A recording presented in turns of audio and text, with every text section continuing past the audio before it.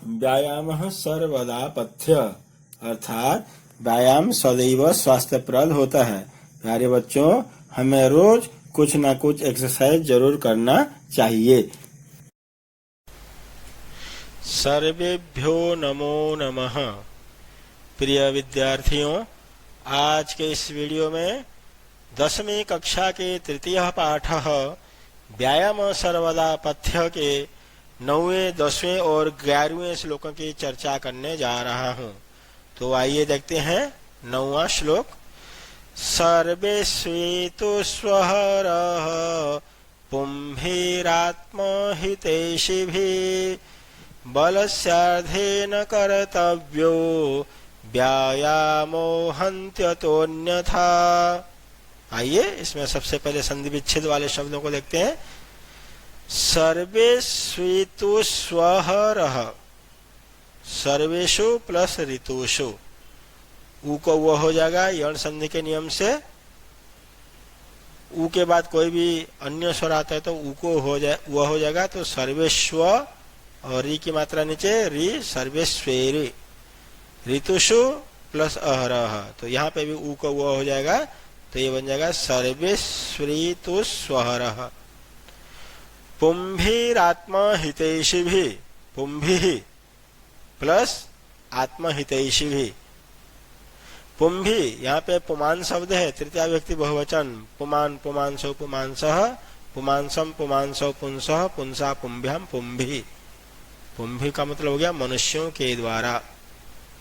बलस्यार्धेन, बलस्य प्लस अर्धेन और मिलकर के बन जाएगा आ बलस्यार्धेन। हन्त्यतोऽन्यथा, हन्ति प्लस अतः प्लस अन्यथा। हन्ति, ई के बाद अन्य स्वर आने पे ई को यह हो जाएगा यण संधि के नियम से हन्त्यत। और इधर विसर्ग है, विसर्ग के पहले और विसर्ग के बाद अ। इस सिचुएशन में विसर्ग को ओ हो जाता है और बाद वाले अ को अवग्र चिन्ह हो जाता है, ये अवग्र चिन्ह। तो हन्त्यतोऽन्यथा। अब देखते हैं इसके अन्वय को। आत्महितैषिभिः पुंभिः सर्वेषु ऋतुषु अहरः बलस्य अर्धेन व्यायामो कर्तव्यो अन्यथा हन्त्यतः। इसको अलग अलग भी कर सकते हैं, हन्ति प्लस अतः। अब मीनिंग समझते हैं, इसके अर्थ को समझते हैं। आत्महितैषिभिः, आत्मा मतलब होता है खुद, स्वयं का, अपना। हित मतलब भलाई, ऐसी भी मतलब चाहने वालों के द्वारा। खुद की भलाई या खुद का कल्याण चाहने वाले पुंभी मनुष्यों के द्वारा, लोगों के द्वारा, अपना भला चाहने वाले लोगों के द्वारा सर्वेषु ऋतुषु, सभी ऋतुओं में, सभी ऋतुओं में अहरः, अहरः का पर्यायवाची हो जाएगा प्रतिदिनम और पुंभी का पर्यायवाची मनुष्य ही।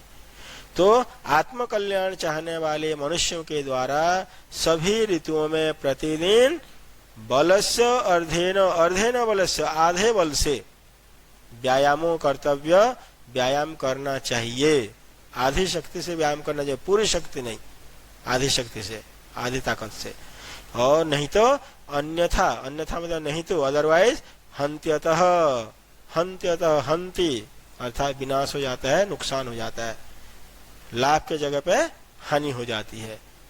फिर से एक बार मीनिंग को देख लेंगे। आत्म कल्याण चाहने वाले, खुद की भलाई चाहने वाले मनुष्यों के द्वारा सभी ऋतुओं में प्रतिदिन आधी ताकत से या आधे बल से व्यायाम करना चाहिए, नहीं तो हन्त्यतः वो नुकसानदायक हो जाता है। आधे ताकत से हम यदि ज्यादा ताकत लगा देंगे तो हमारे शरीर के लिए नुकसान हो जाएगा, लाभ के जगह पर हानि हो जाएगी। समास विग्रह वाला एक शब्द है, आत्महितैषिभिः, आत्मनः हितैषिभिः, खुद का भला चाहने वालों के द्वारा। आत्मनः हितैषिभिः, आत्महितैषिभिः। मूल शब्द आत्मन आ जाएगा, आत्मन में से आत्मा बचेगा, नौ लोप हो जाएगा और बाद वाला शब्द जुड़ जाएगा आत्महितैषिभिः। अब देखते हैं अब 10वें श्लोक को। हृदि स्थान स्थितो वायुर् यदा वक्त्रं प्रपद्यते व्यायामं कुर्वतो जन्तोस्तद्बलार्धस्य लक्षणम्। 9वें श्लोक में बताया था ना, आधे ताकत से आधे बल से व्यायाम करना चाहिए। अब वो आधा बल क्या है इसमें ये बता रहा है, आधा बल क्या है। पहले इसके अन्वय को देख, ये संधि विच्छेद वाले शब्द को देख लेते हैं। वायुर यदा, वायु प्लस यदा, रत्व संधि, विसर्ग से पहले ऊ है, यहाँ पे आ गया य, तो आ जाएगा विसर्ग को र, रत्व संधि के नियम से। जंतोस्तद, जंतो हो प्लस तद, सत्व संधि, विसर्ग को स हो जाएगा। विसर्ग के बाद त स आने पे विसर्ग को स हो जाता है, ये दंत स।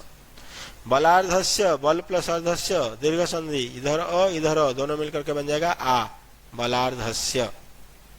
अब अन्वय देखते हैं। यदा हृदय स्थान स्थितो वायु वक्त्रम प्रपद्यते व्यायामं कुर्वतो जंतो तद बलार्धस्य लक्षणम। आधे बल का लक्षण बता रहे हैं यहाँ पे। यदा, जब, हृदय स्थान स्थितो वायु, हृदय, हृदय, हृद शब्द यहाँ पे सप्तमी विभक्ति एक वचन। हृदय स्थान स्थित, हृदय के स्थान में स्थित, अर्थात अपने हृदय में स्थित, वायु हवा, वक्त्रम प्रपद्यते, वक्त्रम मुंह तक, प्रपद्यते निकल आती है, अर्थात जब हमारे हृदय में स्थित वायु मुंह से या मुंह के बल तक या मुंह तक निकल आ जाती है या पहुंच जाती है। व्यायामम कुर्वतो जंतोः, व्यायाम करते हुए मनुष्य की या जंतु की, किसी प्राणी की, तद बलार्धस्य लक्षणम, उसी को आधे बल का लक्षण कहते हैं, या आधा बल खत्म हो गया ऐसे माना जाता है। फिर से एक बार क्लियर कर लेते हैं। जब हृदय में स्थित वायु वक्त्रम प्रपद्यते, मुंह तक पहुंच जाती है, अर्थात मुंह से निकलने लग जाती है, व्यायाम करते हुए मनुष्य की उस सिचुएशन को आधे बल का लक्षण कहा गया है, अर्थात इसकी आधी शक्ति अब खत्म हो गई ऐसे माना जाता है। जब मुंह से हवा निकलने लग जाती है तो समझा जाता है कि नहीं, अब इसके तो आधी ताकत निकल गई। देखते हैं समास विग्रह वाले शब्द। हृदय स्थान स्थितः, हृदय स्थान स्थितः, हृदय स्थान स्थितः, सप्तमी तत्पुरुष, इन दोनों में सप्तमी व्यक्ति लगी है इसीलिए सप्तमी तत्पुरुष। पर्यायवाची शब्द है ये दो यहाँ पे, वक्त्रम का मुखम और वायु मतलब पवन। चलिए 11वां श्लोक को देखते हैं। वयो बल शरीराणि देश कालाशनानि च समीक्ष कुर्याद् व्यायामम् अन्यथा रोगमाप्नुयात्। बहुत ही आसान श्लोक है बच्चों। पहले संधि विच्छेद वाले शब्दों को देख लेते हैं। वयो बल शरीराणि, वयो ओ हुआ है, अब विसर्ग को ओ हो जाता है, तो वयः प्लस बल शरीराणि, विसर्ग को ओ हो गया, वयो बल शरीराणि। देश कालाशनानि, देश काल प्लस अशनानि, अशनानि का मतलब होता है भोजन, वयः का मतलब होता है उम्र। व्यायामन्यथा, व्यायामम प्लस अन्यथा, व्यायामम अन्यथा, हलंत में अ मिल जाएगा, म पूरा हो जाएगा, व्यायामम अन्यथा।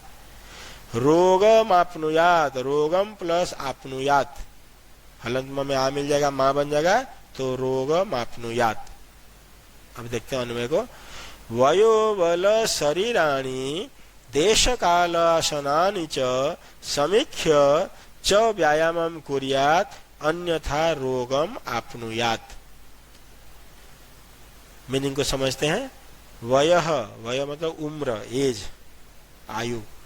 बल मतलब ताकत, शरीराणि शरीर, देश स्थान या जगह, काल मतलब समय, और अशनानि का मतलब भोजन, च अशनानि और भोजन को।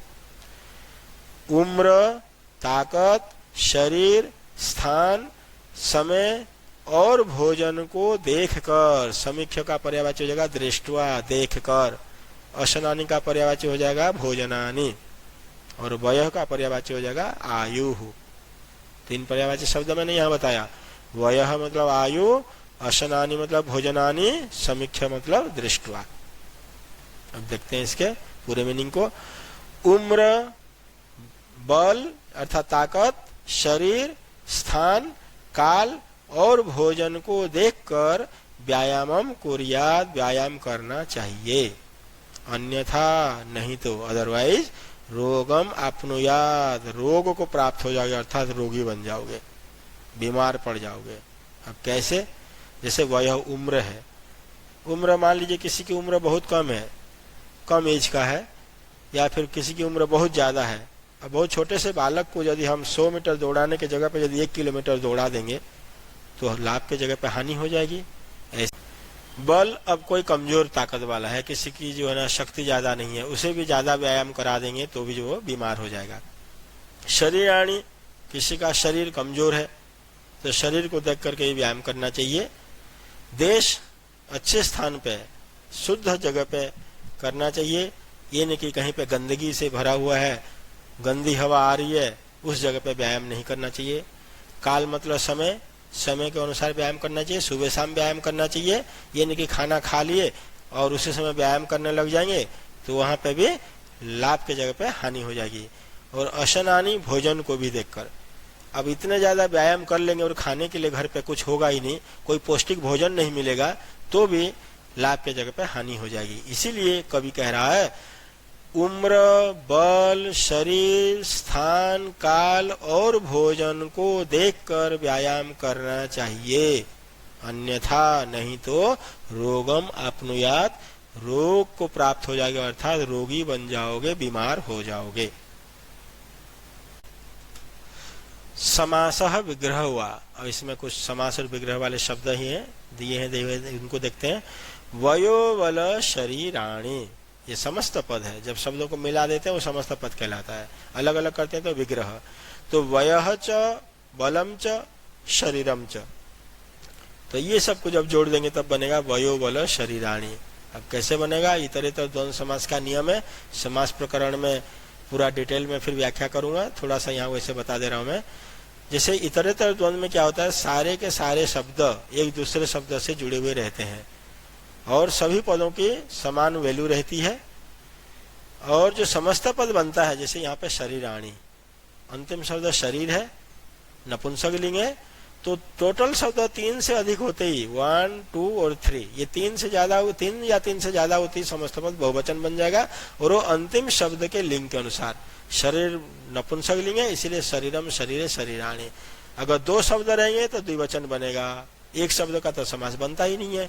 3 या 3 से अधिक बनेंगे तो बहुवचन, 2 शब्द रहेंगे तो द्विवचन। देश